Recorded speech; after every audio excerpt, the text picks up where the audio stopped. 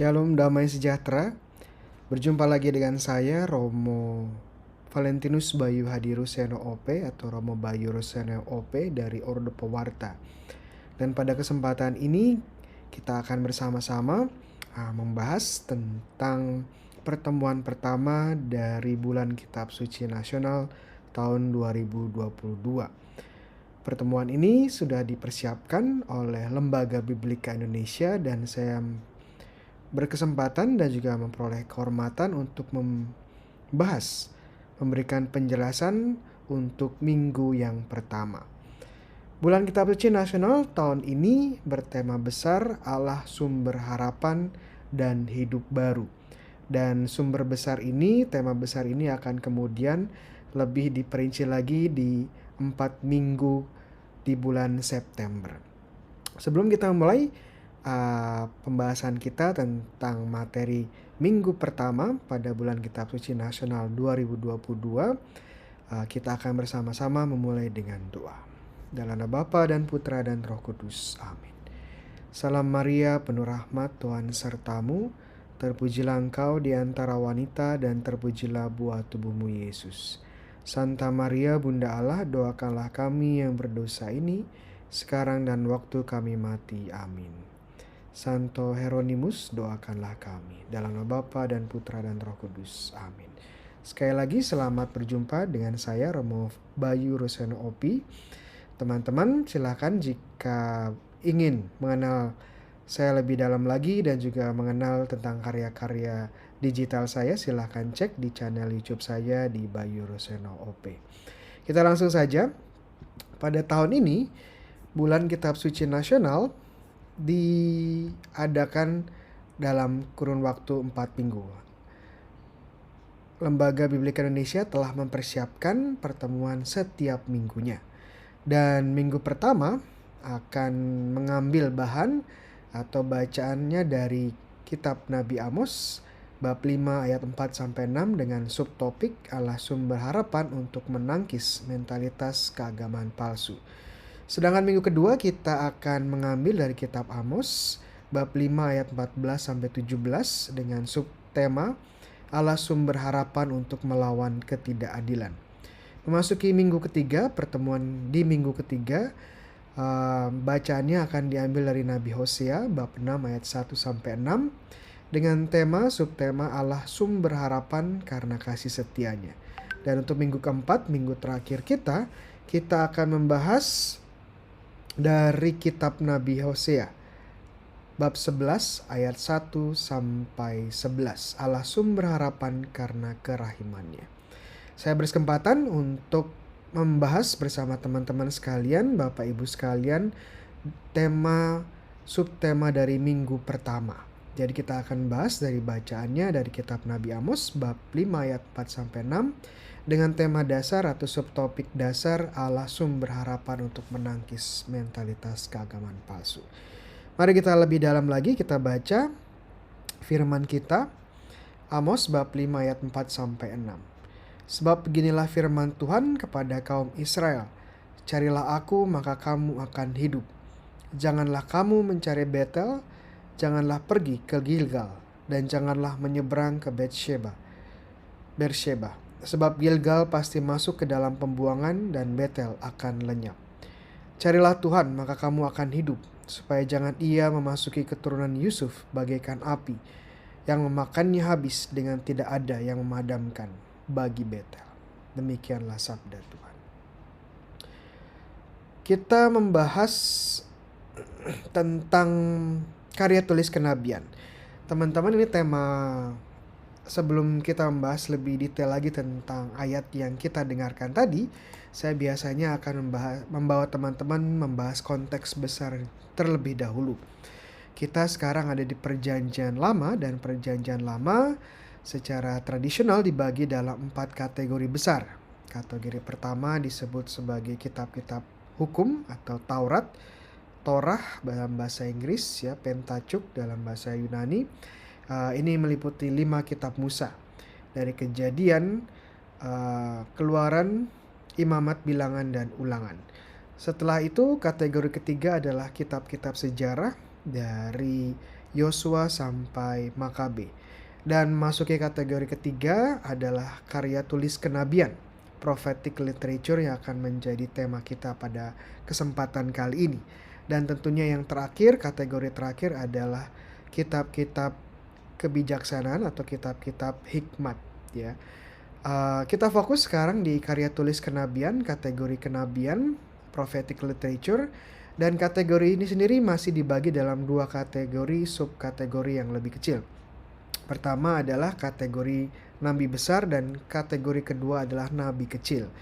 Besar dan kecilnya nabi ini bukan karena postur tubuh mereka besar atau kecil, bukan karena mereka lebih penting makanya disebut nabi besar, nabi kecil mereka tidak penting, bukan, tetapi karena berdasarkan panjang pendeknya karya mereka atau kitab nubuat mereka. Nabi besar rata-rata relatif panjang, ya, relatif panjang, bisa sampai sebagai contoh Yesaya mencapai angka 66 bab, ya, Yeremia nyampe angka 50. Jadi kita lihat kenapa mereka disebut sebagai nabi besar, karena memang cukup panjang. Sedangkan nabi-nabi kecil ada 12 dan relatif lebih pendek, ya. Ada Hosea, Yoel, Amos, Obadja, Yunus, Mika, Nahum, Habakuk, Zefanya, Hagai, Zakaria, dan Maleaki. Apa sebenarnya tugas dari seorang nabi? Apa sebenarnya definisi seorang nabi di Perjanjian Lama? Nabi adalah bisa dibilang sebagai juru bicara Tuhan sendiri. Nubuat-nubuat para nabi bangsa Israel pertama dan utama menyampaikan apa yang ingin disampaikan Tuhan sendiri. Nubuat nabi-nabi Israel bukan pertama-tama untuk masa depan, tetapi untuk memanggil bangsa Israel kembali kepada Tuhan. Jadi para nabi ini menyampaikan apa yang ingin disampaikan oleh Tuhan sendiri. Dan nubuat-nubuat para nabi bangsa Israel pertama dan utamanya bukan tentang meramalkan masa depan, ya. Mereka ini bukan peramal, tetapi lebih tepatnya mereka memanggil bangsa Israel untuk kembali kepada Tuhan. Karena bangsa Israel menyimpang, bangsa Israel tidak setia kepada Tuhan, maka Tuhan mengutus para nabinya untuk mengingatkan bangsa Israel kembali kepada Tuhan. Dan jika mereka berkeras hati, mereka tidak mau bertobat, maka akan terjadi kehancuran, akan terjadi penghakiman. Ini salah tema besar yang akan banyak kita lihat di Nabi Amos dan juga nanti dari Nabi Hosea. Ya, untuk membahas konteks sejarah dari Amos, kita perlu lihat juga sejarah bangsa Israel. Bangsa Israel kita tahu sebagai sebuah kerajaan mencapai masa puncaknya pada zamannya Daud dan juga anaknya, ya, Raja Salomo. Namun kita juga tahu bahwa setelah Salomo meninggal digantikan anaknya, kerajaan Israel yang awalnya terdiri dari 12 suku Israel ini kemudian terpecah dan di zaman Rehoboam, anak dari Salomo ini, kerajaan Israel yang awalnya 12 suku Israel terpecah. Dan 10 suku Israel kemudian memisahkan diri dari tahta Daud, dari keluarga Daud, dan mereka posisinya ada di sebelah utara, maka mereka juga disebut sebagai kerajaan utara, ya, kerajaan utara. Sedangkan 2 suku tetap setia kepada keluarga Daud, yakni suku Yehuda yang merupakan suku paling besar dan juga suku Benjamin, ya. Mereka ada di sebelah selatan, oleh karena itu mereka disebut sebagai kerajaan selatan. Kerajaan selatan sendiri, ya, juga disebut sebagai kerajaan Yehuda karena memang suku yang dominan adalah suku Yehuda dan mereka tetap menjadikan Yerusalem sebagai ibu kota mereka. Setia kepada tahta Daud dan bertahan sampai tahun 587 sebelum Masehi, dan mereka ditaklukkan oleh kerajaan Babel, kekaisaran Babilonia. Sedangkan kerajaan utara Mereka juga disebut sebagai kerajaan Israel karena mereka terdiri dari 10 suku Israel dan tidak ada yang benar-benar dominan. Oleh karena itu, daripada hanya menonjolkan salah satu suku, mereka sepakat untuk menamai kerajaan mereka kerajaan Israel, ya, menekankan kesatuan dari suku-suku Israel. Dan ibu kota mereka kemudian menjadi Samaria. Ini juga kenapa kerajaan Israel, kerajaan utara juga disebut sebagai kerajaan Samaria. Kemudian mereka bertahan sampai tahun 721 atau 722 sebelum Masehi. Mereka ditaklukkan oleh kekaisaran Asyur. Asyur dan Babel ini merupakan kerajaan-kerajaan yang berkembang dari daerah Mesopotamia atau daerah Irak sekarang. Ya, kita lihat petanya. Bagian kuning ini adalah kerajaan Israel atau kerajaan utara. Dan bagian selatan warna oranye atau orange adalah kerajaan Yehuda, ya. Kita lihat bagaimana kerajaan ini kemudian akan berkonflik, akan mengalami pertikaian sampai kerajaan Israel maupun Yehuda dua-duanya ditaklukkan. Oke, kita lanjutkan. Ini adalah raja-raja kerajaan utara. Kenapa saya berbicara tentang kerajaan utara? Karena memang Nabi Amos, walaupun dia dari selatan, dari kerajaan Yehuda, dia dipanggil untuk memberikan nubuat-nubuat Allah kepada kerajaan utara. Kalau kita lihat cukup banyak raja-rajanya, ya, selama sekitar 200 tahun masa kerajaan utara ini ada cukup banyak, ya, hampir 14-15 raja. Namun rajanya dari berbagai dinasti. Kalau teman-teman perhatikan di layar ada banyak color coding, ada banyak warna menandakan perbedaan dinasti. Yeroboam pertama hanya bertahan sampai Nadab anaknya, dan kemudian Nadab anaknya dibunuh, ya, dan kemudian mulai dinasti baru, begitu juga seterusnya. Kita lihat kerajaan utara ini kerajaan yang tidak stabil. Banyak sekali pertikaian, konflik internal, dan juga perebutan kekuasaan. Kita akan membahas pada masa Raja Yeroboam kedua. Ya, Yeroboam kedua. Saya akan berikan tandanya. Ya, Yeroboam kedua. Masa kerajaannya cukup panjang, sekitar 40 tahun lebih. Ya, nanti kita akan bahas lebih dalam lagi. Jadi dia keturunannya dari dinasti Yehu. Ya. Amos, siapa sih Nabi Amos ini? Nabi Amos adalah seorang gembala dan juga pemungut atau pemetik buah ara hutan. Nah, identitasnya disebutkan di bab 7 ayat 14. Jadi profesi utamanya adalah seorang gembala juga petani, ya. Dan dia berasal dari Tekoa, Yehuda. Ini tidak Yehuda utara, ya. Kemudian dia berkarya, dipanggil Tuhan untuk mewartakan nubuat-nubuat Tuhan pada zaman Raja Uzia di Yehuda dan Raja Yeroboam kedua di Israel. Tadi kita sudah sedikit singgung. Berkarya di pertengahan abad ke-8 sebelum Masehi, tahun 750-an, ya. Ya, nubuat-nubuatnya terutama untuk kerajaan utara, ya. Kenapa? Apa yang terjadi dengan kerajaan utara sehingga Amos sampai diutus untuk mewartakan nubuat-nubuat Allah? Kita lihat kerajaan utara di bawah Yeroboam kedua. Ya, dia raja ke-13 dari kerajaan utara, merupakan keempat dari dinasti Yehu. Tadi kita sudah lihat sedikit tentang posisi Raja Yeroboam kedua ini, ya.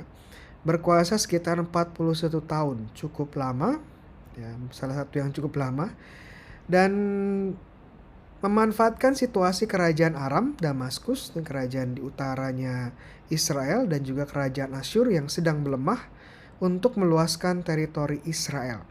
Jadi kerajaan utara Israel di bawah Yeroboam ini mengalami ekspansi karena memang kerajaan-kerajaan besar di sekitarnya sedang mengalami pelemahan. Dan dia memanfaatkan situasi ini untuk ekspansi.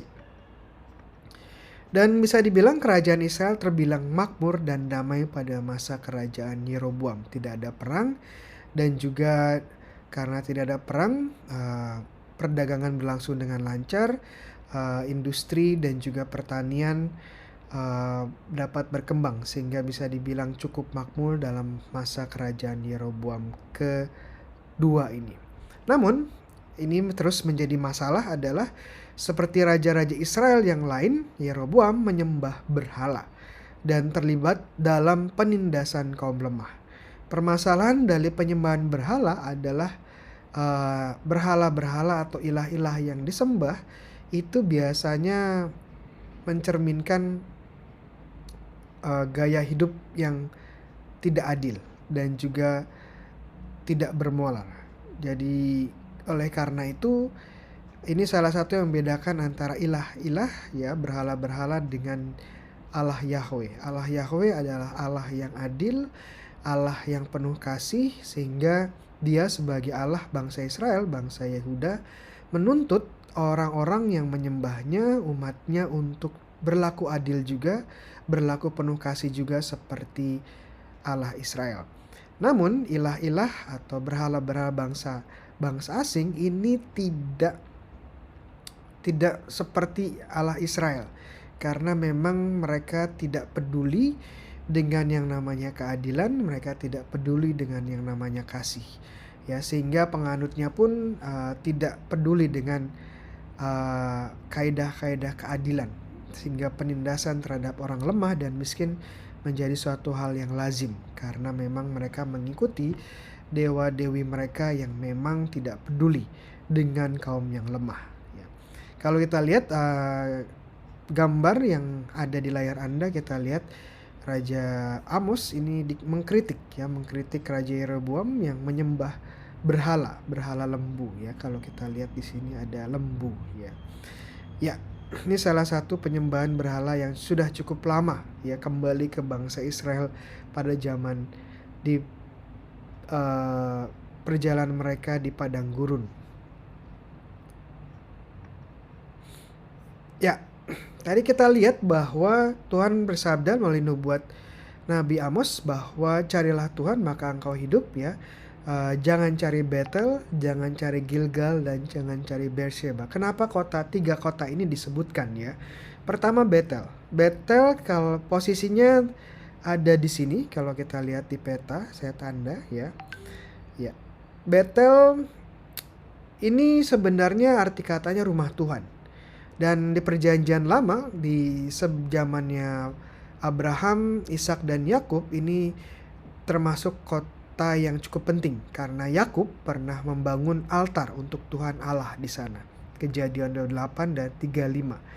Pada zaman hakim-hakim, tabut perjanjian pernah singgah juga di kota ini ya.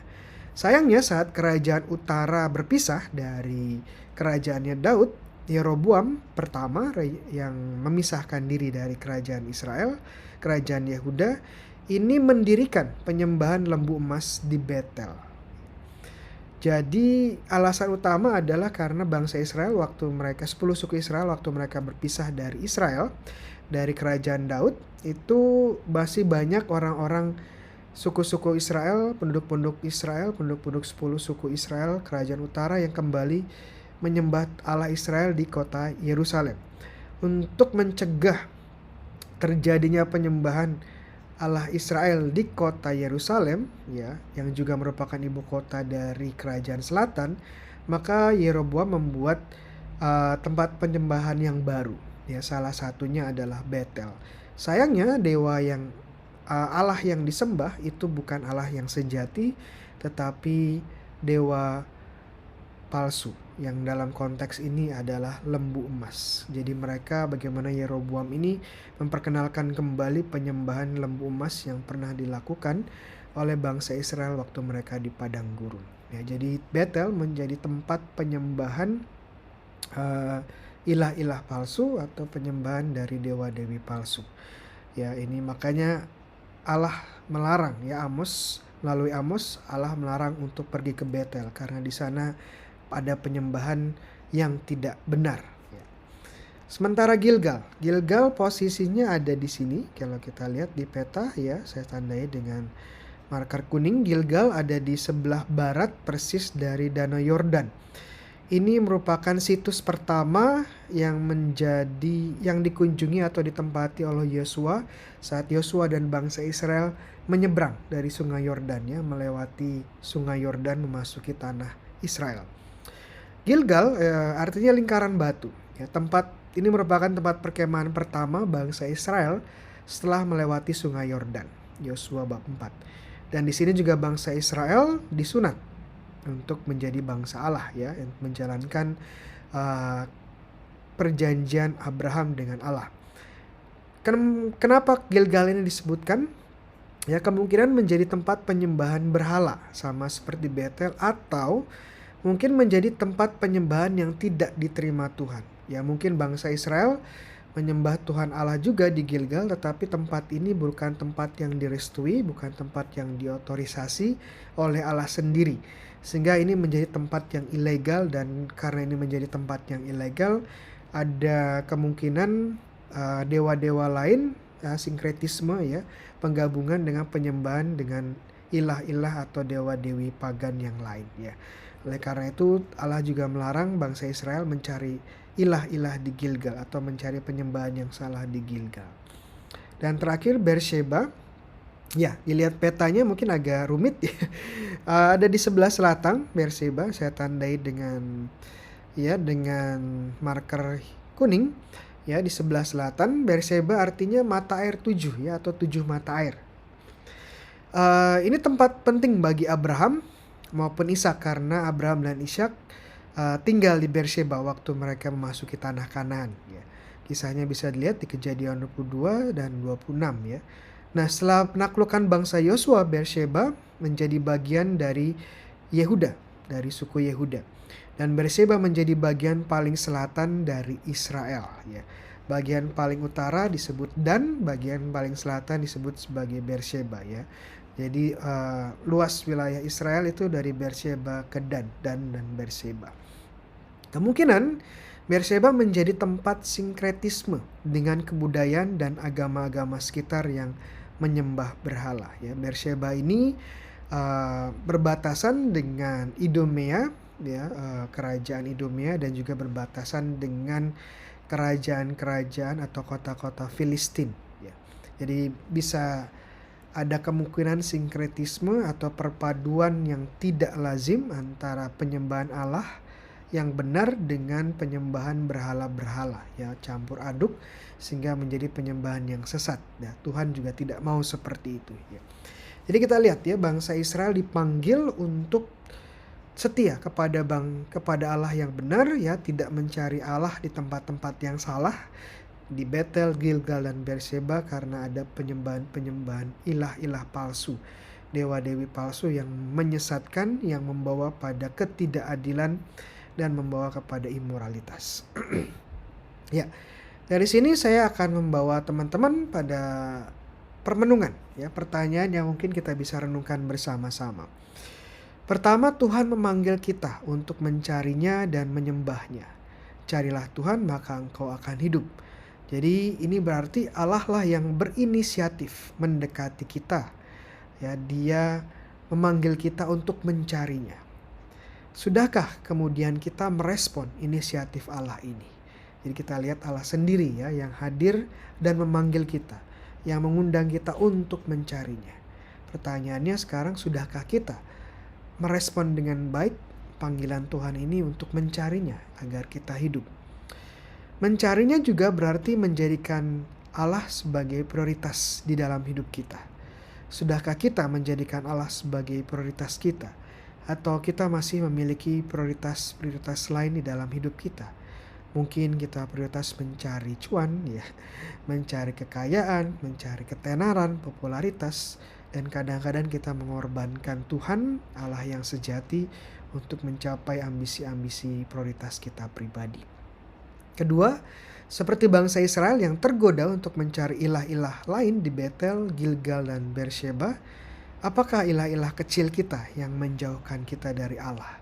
Apakah ini karir kita?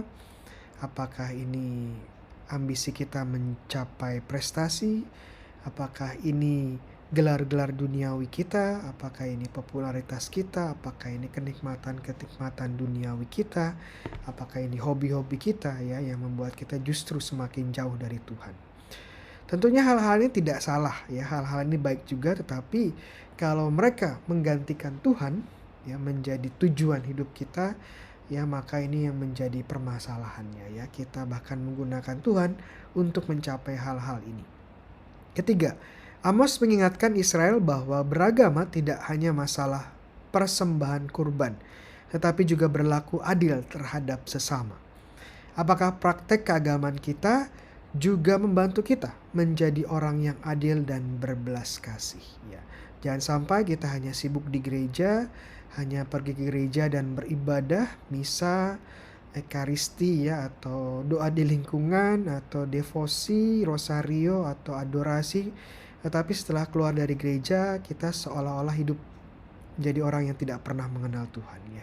Kita tetap melakukan tindakan-tindakan yang tidak adil terhadap sesama kita di dalam keluarga, di dalam masyarakat, dalam pekerjaan kita. Ya, ini jadi permenungan juga. Allah Tuhan kita itu bukan Allah yang bisa didikotomi ya, yang hanya ada di tempat ibadah. Tidak, Allah kita adalah Allah yang hidup, Allah yang menyertai kita sepanjang hidup. Kalau kita mengikuti Yesus, mengikuti Allah kita yang sejati, maka ini pun harus terrefleksi di dalam hidup kita sehari-hari. Ya. Ini 3 poin pertanyaan yang saya bisa sampaikan kepada teman-teman sekalian. Semoga pembelajaran kita pada kesempatan minggu pertama Bilan Kitab Suci Nasional ini dapat menjadi berfaedah dan berbuah berlimpah bagi kita. Mari kita berdoa. Dalam nama Bapa dan Putra dan Roh Kudus. Amin. Kemuliaan kepada Bapa dan Putra dan Roh Kudus, seperti pada permulaan, sekarang, selalu, dan sepanjang segala abad. Amin. Tuhan bersamamu. Semoga Allah yang Maha Kuasa memberkati kita sekalian, Bapa, Putra, dan Roh Kudus. Amin.